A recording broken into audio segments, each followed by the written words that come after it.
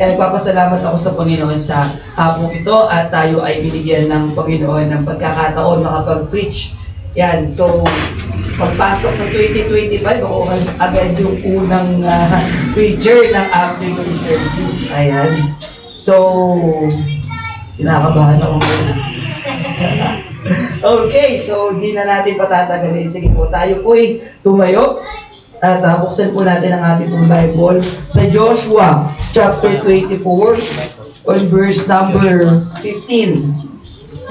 Yan. Kung nandun na po tayo, pakisabi lamang po ng amen.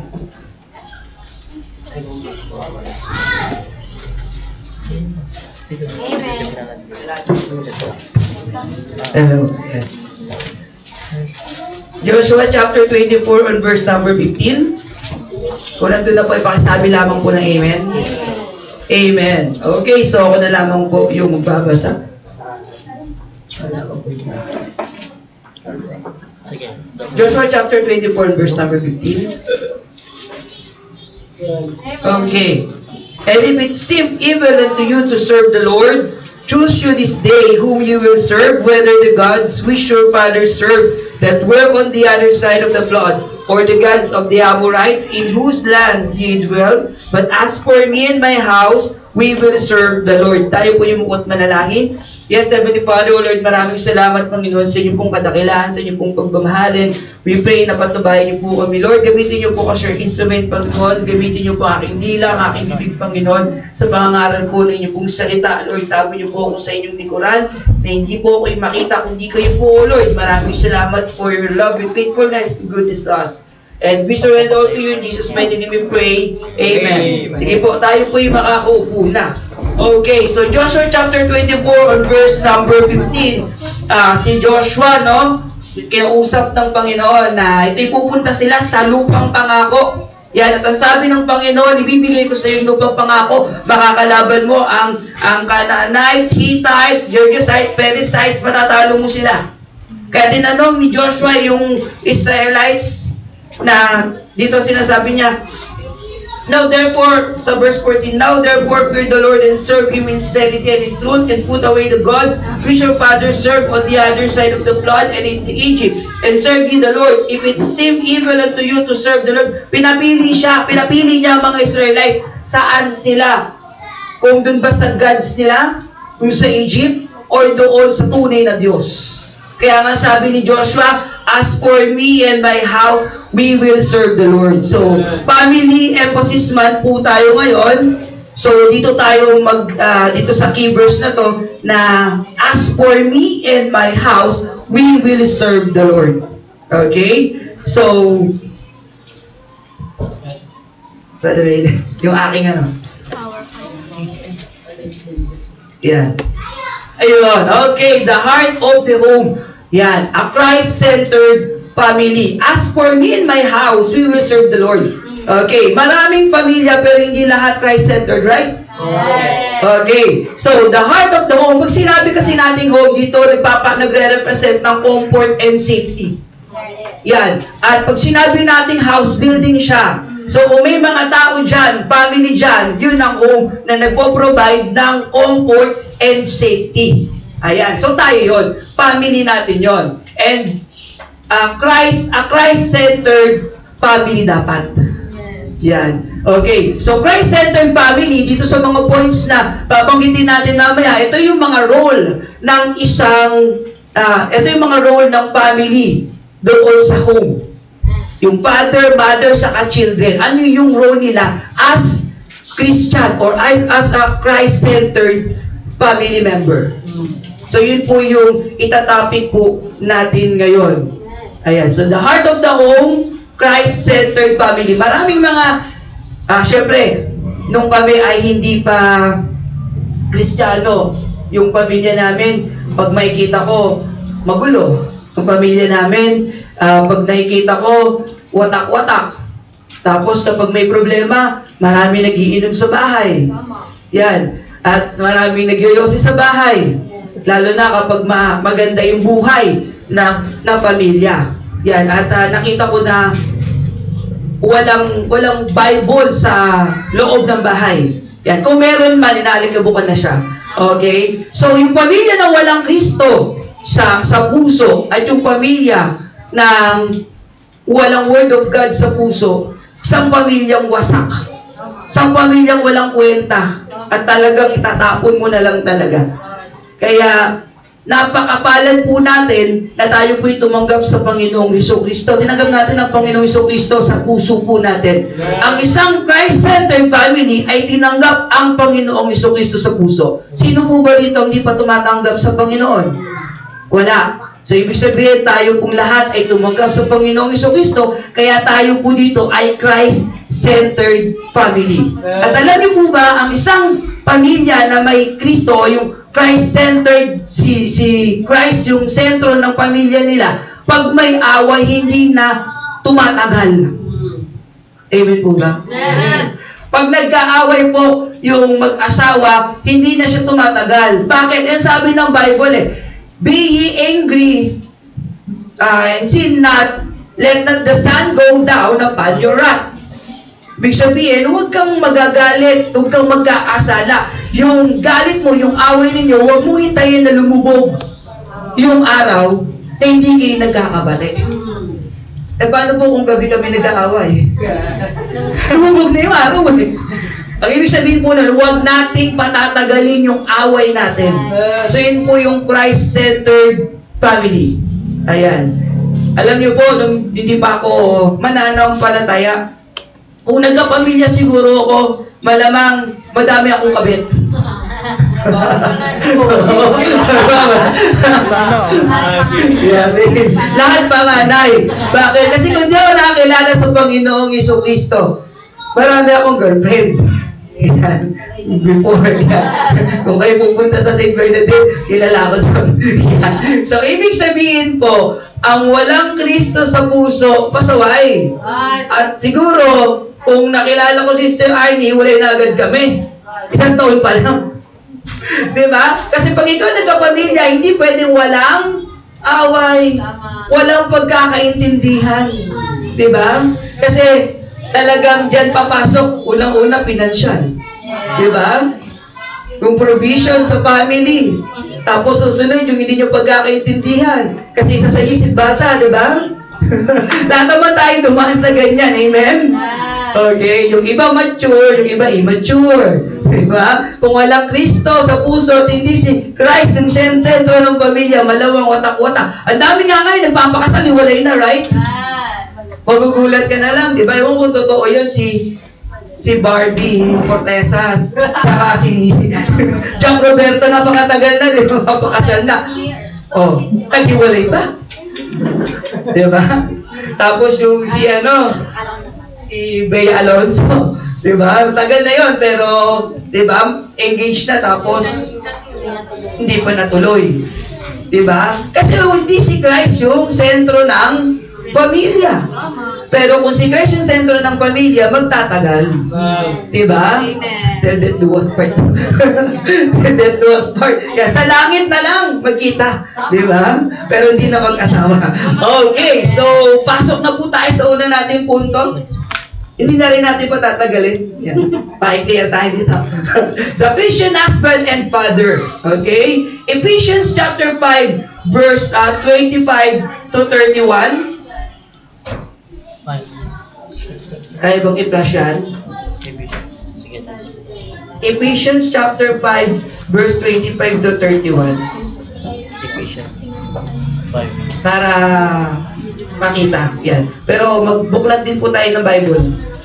Ephesians chapter 5 on verse number 25 to 31. Yan. Husbands, love your wives, even as Christ also loved the church and gave himself for it. Sa mga, yan, sa ating mga kalalakihan, mga men ng church, husbands, love your wives, even as Christ also loved the church and gave himself for it. Ayan. Okay, so, plural yan wives, Hindi yung maraming, yung mga men, hindi po maraming asawa, ha? Isa lang po asawa natin. Amen! Amen! Isa lang. Husbands, love your wives. Kasi nga, si Christ nga, ibinigay niya yung kanyang buhay para sa church. Dapat ganun din tayo. Ialay natin yung buhay natin para sa ating mga asawang babae. Amen? Amen. Diba? Pinaglalaban natin. Amen? Amen. Yan, kadalasan minsan ang kalaban dyan, yung mga benan. Ipaglaban mo. Yan. Ang minsan kasi, di ba, may mga, minsan kasi dati nanonood ako ng mga love story. Bagay niya. May mga, saka nagbabasa din ako dati ng mga pocketbook, may mga istorya na kinakampihan pa yung nanay at tatay at kalaban yung asawa. Di ba, may mga ganyan. O, pero hindi yung Christ-centered family. Yan. So, bilang Kristiyanong ama, yan, bilang Kristiyanong asawa, dapat ay paglaban natin ang ating mga asawa. Yan. Siyempre sa tama. Diba? And then, sabi pa dyan, that He might sanctify and cleanse it with the washing of water by the word, that He might present it to Himself a glorious church, not having spot or wrinkle or any such thing, but that it should be holy and without blemish. So ought men to love their wives as their own bodies. He that loveth his wife loveth himself, for no man ever yet hated his own flesh, but nourished it and cherished it, even as the Lord the church. Alam niyo po ba, mga kalalakihan, nagre-reflect po sa atin kung ang asawa natin madungis. Nagre-reflect sa mga kalalakihan kung asawa natin ay pasaway. Kaya nga ano sabi dito, talagang sinasanctify ng Panginoon yung church kasi ano yan, nagre-represent yan sa babae, wife di ba? Ang church nagre-represent yan. So katulad din natin, dapat pinoprotektahan natin ang ating mga asawa. Kaya pag December may bonus, ipariband natin. Amen? Bakit? Kasi nagre-reflect yun. Amen? Di ba? Nagre-reflect yun yung personality. Kaya dapat, kaya nga, kung ang inyong asawa, makikita ninyo na nakikipag-chismis doon, kasama ng mga gang ng chismosa. Abay sa inyo yun. Kasalanan yun. Kaya kung titignan natin sa Genesis, sinong nagkasala nung kumain ng pinagbabawal na prutas? Si Adan. Bakit sino kumain? Si Eva. Bakit may kasalanan? Ba't si Adan nung may kasalanan? Hindi si Eva. Diba? Kasi si Adan ang inutusan. Siya ang leader ng ng tahanan Kaya kung ang ating asawa pasaway sa labas, kasalanan nating men. Amen? Wala lang amen. Wala na kayo. Diba? So, hindi natin nahayaan na may spot, may blemish yung ating asawa. Kaya dapat nagre-reflect sa atin kung wala tayong ginagawa sa loob ng tahanan, malamang asawa natin manghihina spiritual.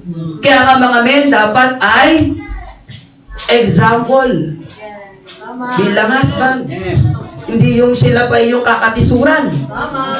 Yan. Kaya dapat ganun po ang men. Amen. Amen. Yan. Yan sabi, so ought men to love their wives as their own bodies. He that loveth his wife loveth himself. Paano ba minamahal ang katawan mo? Diba naliligo ka, nagtututbrush ka, nagmamouthwash ka. So, talagang malinis ang katawan mo, tama? Yes. So, dapat ganun din natin, pinoprotektahan. Tinitake care ang ating mga misis. Amen? Sa mga men? O, diba? Dapat malinis sila. Hindi yung pag nakikita buwag habang... diba? Sabog-sabog. Diba? Tapos, meron pang black okay, mama, galing mata kakaiyak. Amen? Yeah. Kaya nga, alam nyo, napakahirap din ang trabaho ng Christian men. Dahil ang Christian men, kapag nag-away, ang unang-unang hihingi ng tawad ay ang Kristiyanong lalaki. Amen? Yes. Kahit hindi sila may kasalanan. Oo. At laging ang tama ay ang kababaihan. Amen? Kapag sumagot ka, patay ka. R.I.P. Rest in peace. Di ba? Kasi tayo mo ba? Amen! Tama ba, Sister Tammy? Ladies first, ladies choice.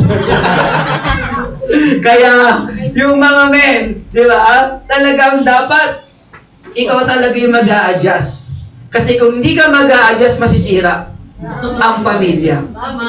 Di ba? Maraming temptation, nakagagandang babae. Diba? Professional. Wow, sexy. Puti. Amen. Diba? Dumaan sa'yo. Diba? Oh, dumaan sa harapan mo. Sabi ng Bible, pag tinignan mo ng 2 beses, kasalanan yun, sundan mo ng tigil. Para hindi kasalanan. Amen? Okay. So, ibig sabihin po, huwag tayong matatem. Ayan. So, bilang Kristiyanong lalaki, ito pa sabi, for no one ever yet hated his own flesh, but nourished it and cherished it, even as the Lord the church. For we are members of his body, of his flesh, and of his bones. For this cause shall a man leave his father and mother, and shall be joined unto his wife, and then two shall be one flesh. Isa na lang pong flesh. Kaya nga pag kinasal po tayo, isang flesh na lang yun. Naintindihan? Kaya nga yung mga mga magulang, abay, mag-isip-isip na po tayo magbukod. Amen? Yan, kasi isa lang ang reyna at hari sa isang tahanan. Diba? Kaya yung mga young people na mga magpapakasal at mga young people na mag-aasawa, kapag kayo nag-asawa na, huwag kayong mananatili sa inyong mga magulang. Bumukod kayo. Amen? Bumukod kayo. Yun talaga one flesh yun eh. Bakit? Magkakaaway lang. Yun ang sinabi din ng Bible eh. As Christian men, dapat ikaw ang gagawa ng paraan. Diba? Na kayo ay bumukod. Siguro naman, alam ko ng mga natin dyan, mga tatay-nanay, na kapag nakatira ka sa isang tahanan ng iyong mga biyanan, mahirap, di ba? Pakikilaman ka. Bakit pinagugutan eh? Yan. Oh. Tapos, ito ba? Alam nyo ba, na mas mahal ng mga biyanan ng kanilang apo, hindi mo pwedeng paluin sa harapan nila. Paano mo disiplinahin ang anak mo? Kung doon ka pa nakasama, di ba? Sa kanilang tahanan. Kaya nga kinakailangan ay bumukod. Aalis ka, nga sabi ng Bible, di mo sinusunod. Di ba? Kahit pa maliit lang yan, barong-barong, o yan ay bahay ng kalapate, diyan ka magsimula, okay lang yan. Kasama mo naman si Lord. At least, sinunod mo kung anong sinasabi ng Panginoon. Yes. Kaya yung mga Christian men po dyan, mahalin natin ang asawa natin kung paano minamahal ng Diyos ang church. Amen? Kaya siguro, susunod yan, makikita ko ang gaganda ng mga asawa. Pag gano'n nakita kayo, ganda naman ni sister. Wow, praise the Lord. Blessed po talaga kayo kay brother. Amen! Diba? So, yun po talaga, nagre-reflect yun. Bilang Kristiyanong lalaki, ikaw dapat ang leader. Ikaw ang masusunod. Ikaw din ang titignan ng asawa mo. Kaya pag ang pamilya wasak, ang kasalanan nasa lalaki. Kaya pag di nyo pinotektahan ang family, masisira po yan. Okay? Kaya nga kung makikita ninyo, patingin nung isang point. Makikita ninyo dyan, na yung lalaki ay nagbabasa ng Bible. Kasi kung hindi, nagbabasa ng Bible ang lalaki, ang ituturo niyan, yung sa mundong ito, TikTok yan, patay tayo dyan, Facebook yan, YouTube yan, at alak din yan. Amen? Sa kayosi yan. Sasabihin ng tatay, nung naalala ko dati, sabi ng tatay ko sa akin, anak, huwag kang magyoyosi at magiinom, pero nagiinom at yosi siya sa harapan ko. Di ba? Tapos sasabihin mo, huwag ka tutularan, ayun ang ginagawa mo. Di ba sa mata ng bata? Nagiging tama. Oo. Yung ginagawa ng matanda, nagiging tama sa mata ng bata. Kaya kung ano yung pinapakita mo, yan, tutularan ka lang. Eh kung pinapakita mo nagbabasa ng Bible, malamang nagbabasa din yan ng Bible. Amen? Amen. Yun yung Christian husband. Punta naman tayo sa Christian father. Ephesians chapter 6, on verse number 4.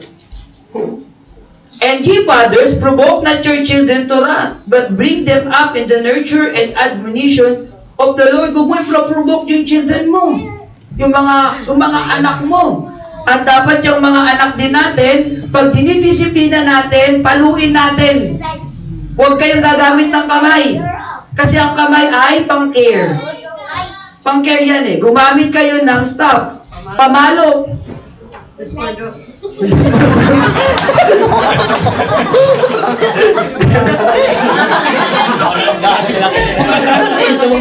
Pero alam niyo, effective. Chinin. Hindi ko talaga makakalimutan. Ginawa sa akin ng magulang ko.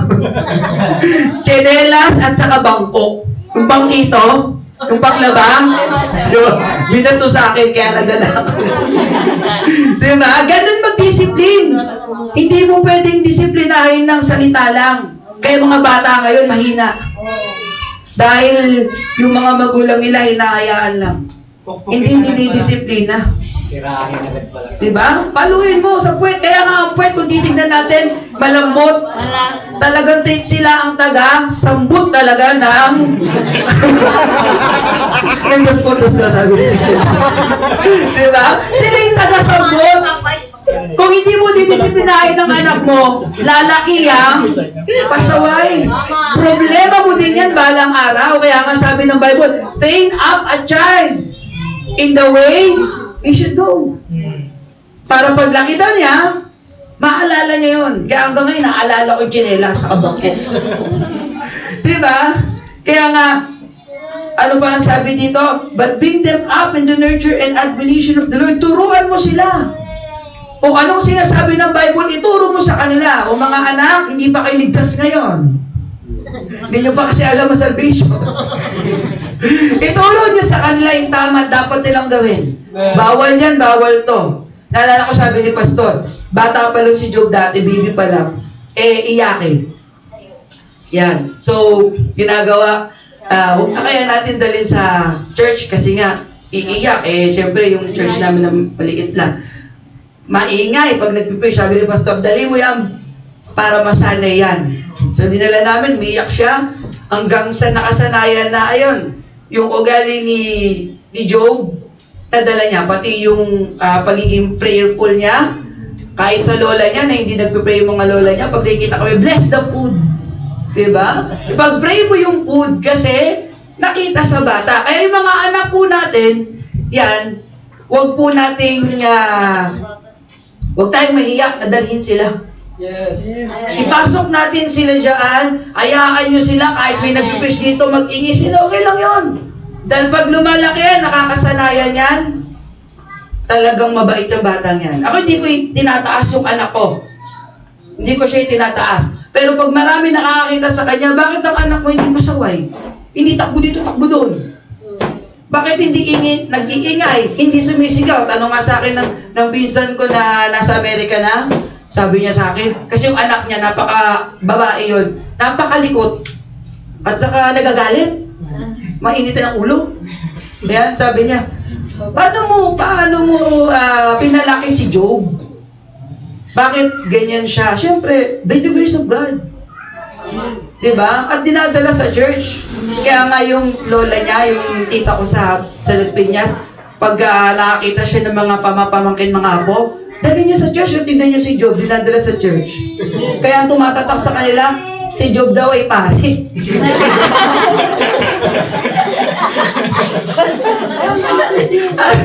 Ano natawa ko? May mga bata doon. O eto, paglaki na ito, yung pinagtitripan nila, to paglaki na ito yung, kasi meron itong pasaway talaga. Ito daw ay prisoner. Tapos ito, abogado. Tapos si Job yung pare. Diba?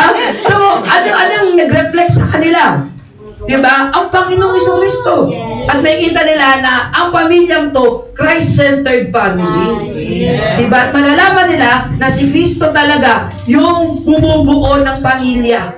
At nagiging maayos ang anak. Kaya wag nyo pong huwag kayo mahihiyan, dalhin ang anak ninyo dito. Kahit yung kapitbahay nyo pa doon, dalhin nyo na rito. Pag nainis kayo, inis ako dyan sa kapitbahay, pakaingay. Diba? Dalhin mo dito. Maniwala ka sa hindi, lalabas yan maayos. Diba? Totoo yun. Kaya bilang father, yung ating pong anak, disiplinahin po natin ng maayos yan. At ang ibang tao makakakita dyan. Diba? Salt and light of the world. Pastor, kanina, discuss niyo dito, no? Salt and light of the world. Diba? Magiging asin at ilaw yung mga batang yan sa ibang tao. Na malalaman nila, saan kayo nag-church? Sino yung pinaniniwalaan nyo? Grabe yung anak ninyo, grabe yung pagpapalaki. Paano yung pinalaki? Tatanungin kayo. Pinalaki namin yan sa church. Diba? Pinalaki namin yan sa Word of God. Diba? Bata pa lang, marunong na mag-Bible verse. Amen? Yung ibang bata nga, anong alam dyan? Big fish. ML. Roblox. Diba? Pero tanungin mo ng Bible verse, walang alam. Amen? Diba? Oh. Dapat yung anak natin, ibigyan natin ng verses kada linggo. Nalala ko si Job eh. Ako na lang na sa kanya eh. Linggo-linggo binibigyan ng verses ni Mrs. Napakadaming verses na alam. Pero pagka alam niya na yung verses na yan, ituro niyo din sa kanila paano i-apply. Honor your father and mother. And my children, obey your parents in the Lord. Yan, mamaya natin i-discuss yun. Okay, kasama sa punto ko yun. Yan, so, Christian husband and father. Next naman po, Christian wife and mother. Kung papansinin natin kanina, di ba? Doon sa first point, walang a mother and a father dahil isang tao lang po yan. Kayo din po yan. Okay, punta tayo sa Ephesians chapter 5 on verse number 25 to verse 31. Yan. Sabi dito, ano ba? Wait lang. Ito.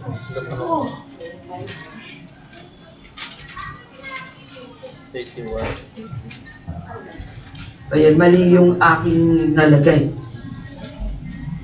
Ayan, so verse 21 to verse 24. Yan. Verse 21 to verse 24. Submitting yourselves one to another in the fear of God. Wives, submit yourselves unto your own husbands as unto the Lord. Yan. Verse 23, wives, submit yourselves unto your own husband. Yung mga babae naman po, pag-submit po tayo sa ating mga asawang lalaki. Pero hindi lang yun. Kasi ano sabi? Unto the Lord. Kasi kung ang tinuturo sa atin ng mga asawang lalaki ay hindi na nakapaloob sa Biblia, huwag kang susunod. Amen? Kasi yun nasabi, wives, submit yourselves unto your own husband as unto the Lord. Pero kung hindi yan para sa Panginoon at wala yan sa salita ng Diyos, huwag mo susundin. Amen? Sa mga kababaihan. For the husband is the head of the wife, even as Christ is the head of the church, and He is the Savior of the body. Therefore, as the church is subject unto Christ, so let the wives be to their own husbands in everything. So, submit po tayo. Ang mga kababaihan po, kinakailangan po, suportahan natin ang ating pong mga asawa. Di ba sabi, ang successful man daw ay sa babae. Yes. Di ba? Ang lalaki, kapag naging successful, ang likod niyan, babae. Ibig sabihin, sumuport yung babae. Yeah. Kung ang babae ay hindi susuport sa kanyang asawang lalaki, wala rin. Sira din ang pamilya. Kaya dapat po, parehas po na dapat nag-work ang lalaki at saka ang babae. Ang husband, ikaw yung leader. ang babae naman, ikaw yung sumuporta dun sa leader para maging maayos. Yes. Kasi kung isa lang ang mag-work, masisira din yan. Parang kalapate. Ang kalapate, di ba, may dalawang pakpak. Kung isang pakpak lang ang pumapagaspas, ang isa ay hindi na, yun ay babagsak. Pero ang kalapate, kung dalawang pakpak ang pumapagaspas, ang layo ng mararating. Amen. Mataas ang mararating. Kaya nga kung ang asawa mismo ay hindi sumusuporta at laging naka-against sa kanyang asawang lalaki, patay na. Tutol na, pastor. Diba? Kung palaging inaaway ng asawang babae ang kanyang asawang lalaki, diba? Wala na, patay tayo dyan. Sabi, submit nga eh. Diba? Kaya nga, kung mapapansin ninyo, dahil sa sinasabi ni Timothy, ni Apostol Pablo kay Timothy, ang babae talaga hindi nagpapastor. Walang pastor ang babae. Kasi leader talaga yung lalaki. Kaya lalaki talaga. Kaya nga, ang gagawin mo lang, kung gusto mong maging pastora, suportahan mo ang leader mo. Kasi kung ang leader bumagsak, kasalanan din ang babae. Amen po ba? Yes. Kaya kinakailangan sumuporta sa mga young people na babae at saka sa mga magpapakasal pa na mga kababaihan dyan. Suportahan po natin ang ating mga partner para maging maayos po. Kasi Kristiyano kayo. O ngayon, alam nyo na. Kung di ninyo alam, alam nyo na, gagawin nyo na yan. Amen? So, suporta. Dahil pag hindi sumuporta, bagsak yan. Lalo na, 'di ba? Yung mga kaya nga saludo ko sa mga mga pastor's wife, 'di ba? Kasi grabe ang problema na pinagdadaanan ng pastor. May problema na sa pamilya, may problema pa sa pamilya sa church. 'Di ba? Tapos wala siyang mapagsabihan kasi hindi sumusuporta yung pastor's wife. Kaya praise God sa mga pastor's wife. Dahil sila ngayon ang sumasalo ng burden, wala na sa pastor. Nasa pastor's wife na, siya na ngayon ang problema. Ang problema niya. Diba? Kasi yung sumasalo eh. Kaya, praise God talaga. Wala nga pastora, pero yung pastor's wife, matindi talaga ang role niya. Yes. Grabe po ang role ng mga pastor's wife. Nababanggit lang natin mga pastor eh, di ba? Pero mga pastor's wife, di natin nababanggit. Matindi ang pinagdadaanan ng mga yan. Amen ba, pastor? Yan. Di ba? Matindi. Kasi grabe ang pinagdadaanan. Mahirap pong mag-handle ng isang congregation. Tapos wala kang kasama. Kaya yung mga kapastoral na namatay yung kanilang asawa, ang hirap ng pinagdadaanan ng mga yan. Kaya naghahanap ng asawa, di joke. Diba? Ang hirap ng pinagdadaanan. Kaya nga binigyan tayo ng partner para sumuporta sa atin. Amen. Kaya nga dapat si Eva sumuporta na lang kay Adad. Di sana tayo kasi infinity sana tayo. Diba? Pero sana tayong buhay na walang agad, no? Hindi na natin mararanasan yun. Yung pasaway kasi. Sino babae? Joke lang. Oo, dapat. Oo daw, no? So, mga kapatid, yan.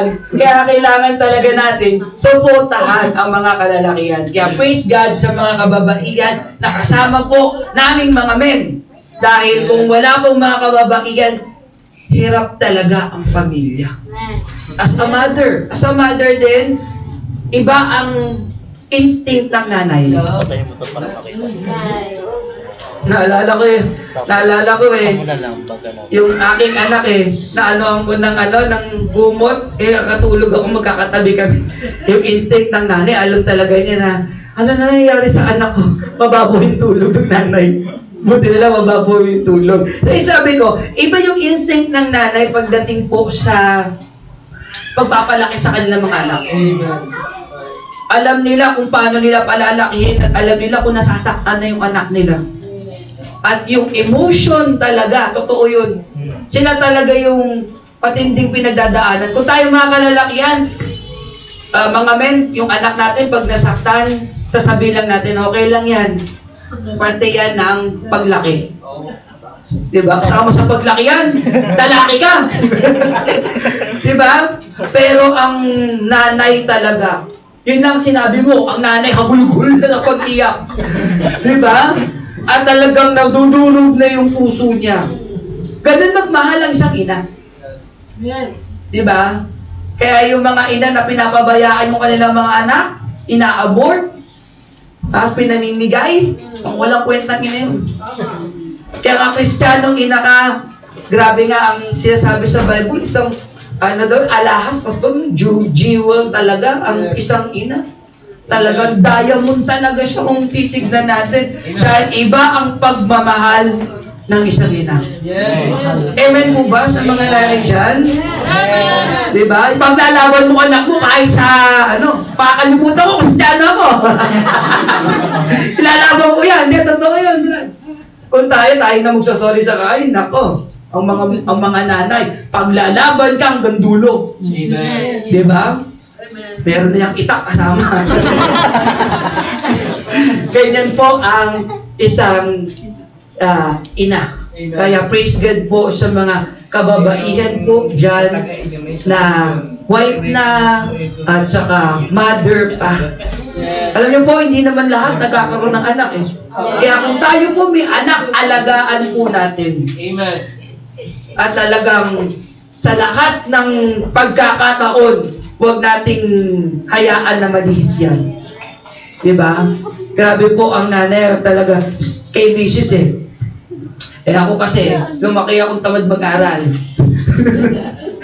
Tapos, pero yung Mrs. ko talaga, Sister Arnie, talaga si Job, minsan naawa ka na lang, may pamarong ng hawak yan. Pag di yan nagbasa, di yan nagsulat, yari. Di ba, Job? Iyak yan. Kaya si Job, mas takot sa nanay kaysa sa tatay yan. Yan. So, iba kasi magmahal. Iba talaga ang mother talaga. No? Pasok tayo sa third point. Ayun, malapit na matapos si Brother John. Uwi na tayo. Yan. Okay. Pangatlo, Christian children. Yan. Alam niyo na to, mga wifey, no? Titirahin ko na kayo ngayon. Okay, ayan, handa na tayo. Ephesians chapter 6, verse 1 to 3. Children, obey your parents in the Lord, for this is right. Honor thy father and mother, which is the first commandment with promise, that it may be well with thee, and thou mayest live long on the earth. Kaya kung babalikan natin yan sa Exodus, talagang kapag in-honor mo yung father and mother mo, mahabang ang buhay mo. Yes. Mga young people, obey your parents in the Lord, for this is right. Kapag inutusan kang bumili ng patis at toyo, sumunod ka. Amen. Diba? Iikli buhay mo sa susunod. Yari ka sa pamalo. Joke lang. So, mga young people po natin dito. Taas nga kami mga young people. Iyon. Kami young in heart. Okay, mga young people po dyan. Obey your parents in the Lord, for this is right. Pero, huwag niyong i-obey pag wala na sa Panginoon. Obey your parents in the Lord, for this is right. Pero kung saliwa na sa salita ng Diyos, huwag niyong susundin. Turuan ka maging white lies. Alam niyo white lies? Yung pagsisinungaling, maliit o malaking kasalanan, kasalanan pa rin yan. So kung alam nyo na tinuturuan kayong magsinungaling, sabihin mo sa papa mo, wala ko dito ha. Sabihin mo sa mama mo ha, hindi ko kinuha yung pera niya ha. Tapos nakita mo, stand for God and God will stand for you. Yes. Huwag mo susundin. Kaya di ba, kapag sinabing huwag kang magsisimba, huwag ka naman makipagtalo sa magulang mo, pero ipaglaban mo, si God ang priority. Amen. Di ba? Binigay ako sa inyo. Kung mahal niyo ako, dapat mas mahal niyo una ang Diyos. Ano pa sabi? Honor thy father and thy mother. Ano sabi ni Pastor sa honor? Parangalan. Parangalan mo yung inyong magulang. Natutuwa nga ako, meron ako napanood. Binigyan niya ng nung Pasko yung nanay at tatay niya. Sa damakmak na pera. Diba? So, sa mga wifey dyan, kapag maayos naman na ang iyong buhay, Sa mga young pro dyan, huwag nyo namang kalimutan ang inyong mga magulang. Abay, parangalan nyo sila eh. Yung lang pag-aalaga sa inyo nung pasaway kayong mga bata eh. Diba? Pasaway kayong mga bata, tapos ngayon na okay na kayo, hindi nyo sila pararangalan. Bahala ka na dyan. May asawa na ako. Hindi ganon. Huwag nyo silang kakalimutan. Mayroon man kayong asawa, malaki man ang pamilya ninyo, bigyan nyo pa rin sila. Kahit hindi nyo obligasyong bigyan sila. Ang mga anak, ang mga magulang, obligasyon nilang paaralin ng anak. Amen? Pero ang anak, hindi obligasyong bigyan ng magulang. Tama? Eh, Kristiyano ka. Ano sabi ng Bible? Honor thy father and mother. Tapos hindi mo sila pararangalan, hindi mo sila tutulungan, hindi mo sila bibigyan. Kahit may asawa ka na, tutulungan mo pa rin ang magulang mo, ititip mo pa rin sila. Amen? Huwag mo silang kakalimutan dahil pag ginawa mo yun, hindi ka sumusunod sa Biblia. Hindi ka sumusunod sa Diyos. Kasi yun ang sinasabi ng Bible. Ang di lumingon sa pinanggalingan, hindi makakarating sa paroroonan. Hindi sa Bible yun. Kasabihan yun. Pero totoo yun. Tama? Kaya wag na wag po ninyong kakalimutan, mga young people, ang inyong mga magulang. Kaya pag ang inyong mga magulang inutusan kayo, huwag niyo sasabihin, teka lang. Diba? Pinaguhugas ka ng plato. Mamaya na. May gagawin pa ako. Diba? Pinaguhugas ka ng plato, sasabihin mo, meron akong assignment, di ba pwede mamaya yan? Bukas ka papapasok eh. Amen? Diba? Kristiyano ka, sundin mo ang magulang mo. Diba? Pag sinabing magluto ka, marunong ka na magluto eh, hindi mo sila susundin. Diba? Sinabi sa'yo na gawin mo to, gawin mo yan, na maayos naman. Abay, sundin ninyo mga magulang ninyo, mga young people. Amen? Tapos pagdating sa church, ang ganda-ganda ng forma mo. Pagdating sa church, ang ganda-ganda ng mga salitang binibitawan mo. Preacher ka pa naman, song leader ka pa naman, MC ka pa naman, leader ka pa naman, member ka pa naman ng MBBC, tapos hindi ka marunong sumunod sa magulang mo. Aha? Diba? Maraming mga young people, pasaway. Maraming mga young people, hindi sumusunod. Maraming mga young people, aba, nakikipagsagutan pa sa magulang. Sasabihin natin, yung mga word lang po yun, Brother Jen. Hindi. Pati mga Kristiyanong young people, sumasagot sa magulang. Sinabi, alam ninyo, kung bakit ang mga magulang ninyo, paulit-ulit nagsasalita, parang sa Bible, di ba paulit-ulit sinasabi ng Diyos yung mga sinabi niya na? Kasi ang tao pasaway, matigas ang ulo. Kama nga, anak, pasaway din, matigas ang ulo.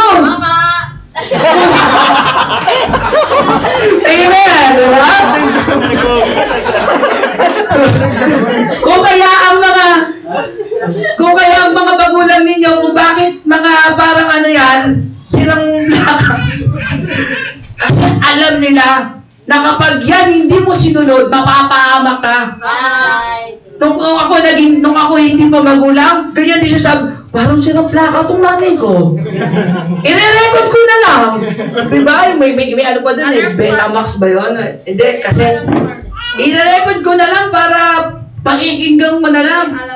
Pero kung bakit nila pa ulit-ulit sinasabi yung kasi pagdaanan na nila yon, dahil padadaanan nyo din yun. Pag pinagdaanan nyo yan, sasabihin niyo maraming salamat, hindi na napagtagumpayan namin dahil sa inyo. Sasabihin niyo, sino plaka yung magulang ko? Ikwento mo pa sa kapitbahay at saka sa mga kaibigan mo. Tama? Di ba?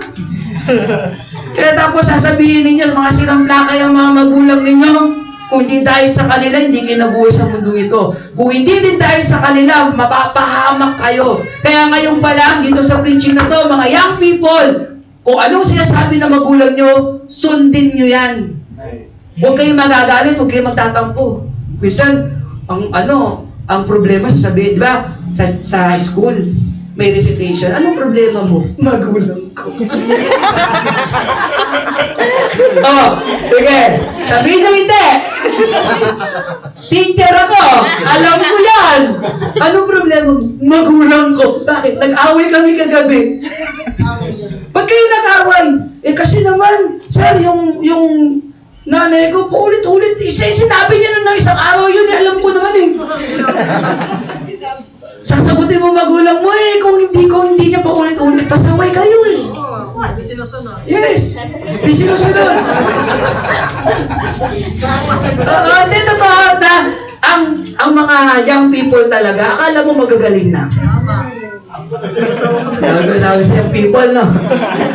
Akala ninyo, mga magagaling na mga young people, matatalino, mga responsable. Aha! Pero hindi totoo yun. Kaya nga nandyan ang mga magulang. Diba sabi, children, heritage from the Lord. Pero ang mga magulang, mas matindi. Bakit kayo binigyan ng mga magulang? Para alalayan kayo. Kung wala yung mga magulang nyo, malamang napahamak na kayo. Kaya ako nagpapasalamat ako sa magulang ko. Lalo sa tatay ko. Kung di dahil sa tatay ko, hindi ako magiging Kristiyano. Ang nanay ko, kahit hindi siya Kristiyano, pero dahil doon sa tsinelas, sa bangko, hindi ako napaniwala ng landas. Diba? Kaya kayo, mga young people, kung hindi ninyo susundin ng mga magulang ninyo, mag-isip-isip kayo. Ayun sabi sa verse 3, that it may be well with thee and thou mayest live long on the earth. Hindi kayo mabubuhay na matagal kung hindi nyo siya susundin. At di rin kayo magtatagumpay, magpo-prosper. Nasa Exodus yun, chapter 20. Basahin nyo doon. Hindi kayo magiging maayos, hindi kayo magtatagumpay kung babaliwalain nyo ang inyong mga magulang.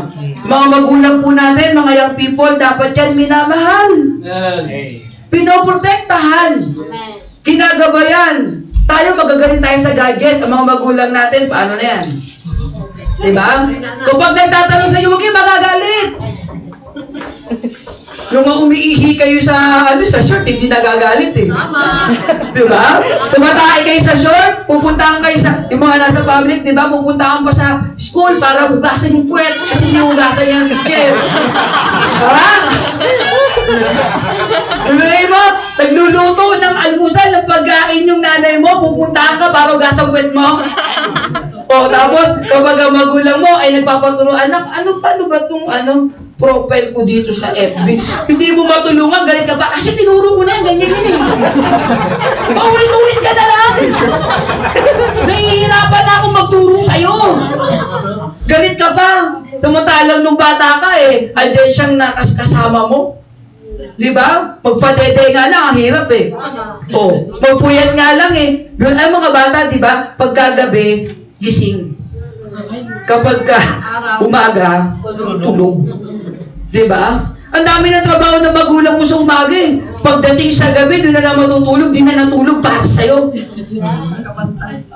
Tapos kung sagutin mong magulang mo, Kristiyano ka pa naman. Diba? Amen? Amen. Tapos babaliwalain yung magulang ninyo pag kayo nakaahon na. Diba? Amen? Nakaka-relate dito eh. Yan ang gusto kong kasunod. Amen! Praise God, diba?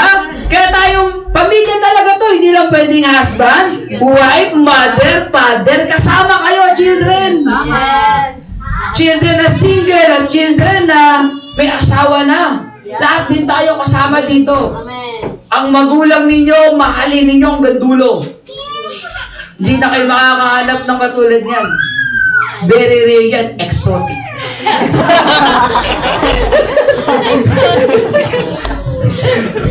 Wala na kayong makakahanap ng magulang, amen? Bali-balik tayo nyo man ang mundo. Isa lang ang magulang nyo. Amen. At grabing magmahal yan sa inyo, tapos di ninyo sila susundin. Aba naman, untog ko kayo sa pader. O ako lang si Kristo, tinanggal ko ng kaligtasan niya. Kasi hindi ako si Kristo. Diba? So mga kapatid, ibig sabihin lang sa mga children, kasi kailangan ko i-preach ito.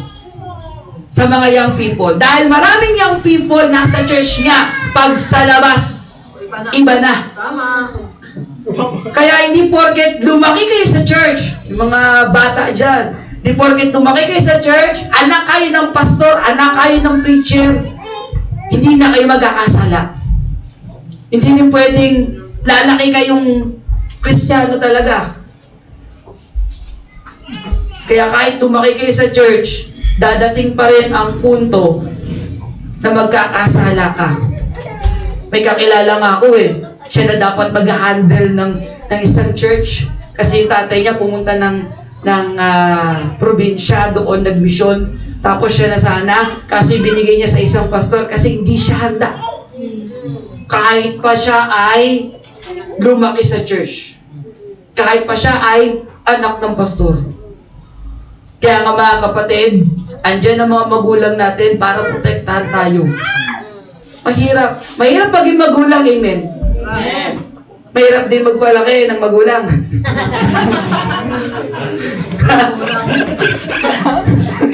Di totoo yun. Mahirap magpalaki ng magulang, mahirap magpalaki ng anak. Kahit pa makulit ang magulang mo, yung sakripisyong ginawa niyan sa'yo, mas matindi pa. Kaya pag yung magulang ninyo, mga young people, ay kinalimutan ninyo, sinasabi ko si Kristiyano pa naman kayo, nagkalimutan na rin tayo. So mga kapatid, napaka-importante itong tatlong role na yan. Napaka-importante na yan. Meron akong conclusion dyan pero sariling conclusion ko din to. Sige lang. Yung tatlong yan na role sa husband as father, then sa Christian wife as mother din, at saka sa Christian children as single din, at saka sa may mga asawa na Christ-centered family. Kung anong sinasabi ng Bible, yun dapat ang sundin ninyo. Dahil pag di nyo yun ginawa, maniwala kayo, bagsak ang pamilya. Kaya praise God, no? Praise God sa ating Panginoon. At syempre, ginamit si Pastor na napaka-importante itong family emphasis month Dahil yung pamilya ang unang-unang sinisira ni Satanas. At yung men ang unang-unang binabakbakan. Maniwala ka. Sa Garden of Eden, sino? Si Adan. Tama? Si Adan, si Eva ang tinukso. Pero patungkol yun kay Adan. Di ba? Kaya nga, men, kung di na tayo nagbabasa ng Bible, di na tayo nagpe-pray, di na tayo umaattend ng church, sa mga nakikinig dyan, ng mga Kristiyano, gawin nyo, magbasa ng Bible, mag-pray, at umattend ng church services para mas tumibay ang pamilya. Paano mo masasabing Christ-centered family ka kung hindi mo ginagawa yung sinasabi ng Panginoon? Hindi ka nga nakikita dito sa church At sasabihin mo, Monday to Friday nagtatrabaho ka, Sabado may ginagawa ka, Sunday na lang ang oras mo para sa pamilya, wala ka ng time para sa Diyos. Diba? Kaya nga yung mga nakikinig dyan, marami siguro nakikinig dyan, naka-live, challenge ko po sa inyo, na unahin yung Panginoon kaysa sa ibang tao. Amen? Unahin po natin ang Panginoon. Mga nanay, tatay, mga anak, Christ-centered family po tayo. Amen. Unahin natin ang Diyos kaysa sa ibang bagay. Amen po ba? Yes. Kasi kung mas uunahin natin yung iba kaysa sa Panginoon, mas uunahin natin yung pera kaysa sa Panginoon, mas uunahin natin yung pagkain kaysa sa Panginoon. Ang Panginoon nga, inuna ka Tama. Sa impyerno ka sana babagsak kung hindi dahil sa Kanya. Tapos ikaw, wala kang gagawin para sa Kanya. Kaya yung family natin, at sa family banquet, palakasin ang pamilya, wala magkakawatak-watak, at mas lalo pa tayong tumibay. Amen? Amen. Family natin sa loob ng tahanan, huwag din natin kakalimutan yung family natin dito sa church. Yes. Alam niyo po ba, nakakatuwa ang Baptist. Kasi may ligayan ng buhay, nagkakamayan, nag-uusap. Doon sa pinanggalingan ko yung church sa Pentecostal, hindi. Oo. Magkakilala ka. Tapos, hindi nila kilala yung bawat isa. Hindi nila alam yung problema. Wala talaga silang kilala. Da-attend lang sila. Uuwi, tapos na. Pero dito may fellowship pa. Amen? Diba? Nag-iisip pa ng mga, biruin niyo, yung mga leaders natin, nag-iisip pa ng mga pakulo. Diba? Meron pong pa-premyo. Hindi naman tayo binabayaran dito. Ginagawa natin to para sa Diyos. Amen. Kaya mga kapatid, mahalin natin ang pamilya natin sa loob ng tahanan, mahalin din natin ang pamilya natin dito sa church. Amen. Walang magkakawatak-watak, walang magkakaroon ng inggit, at tandaan ninyo mga kapatid, huwag natin tignan ang bawat isa. Huwag natin tignan ang tao, tignan natin ang Diyos. Nagsisimba ka dahil sa Diyos, hindi dahil sa tao. Kaya ang family na maayos, ito na yun. Ito yung conclusion ko. No matter where you are in the family journey, whether you're just beginning, facing challenges, or seeking to grow, invite Jesus to be at the center, surrender your home to Him, rely on His guidance, and trust His promises. Next, let your family be a light to others, showing the world what it means to love, serve, and live for Christ. Together, let us echo the word of Joshua, as for me and my house, we will serve the Lord. Kaya nga kung ikaw, hindi ka na pupunta ng simbahan, hindi ka na magsisimba, may kita ka ng kapitbahay mo, nasa bahay ka lang, paano mo sila masyeshare ng word of God? Kung ikaw mismo, hindi ka kakitaan sa testimony mo. Amen? So yun lamang po ang aking preaching. Tayo po yung bukod manalangin. Yes, Heavenly Father, O Lord, thank you, Lord, for this wonderful day. Panginoon, maraming salamat po sa inyong salita. Dinadalangin ko po na naway tumiho po ito sa aming isipan, sa aming puso, at may-apply po namin sa aming buhay. Pinagkakatiwala po namin lahat-lahat sa inyong dakilang pangalan. In Jesus' mighty name we pray. Amen.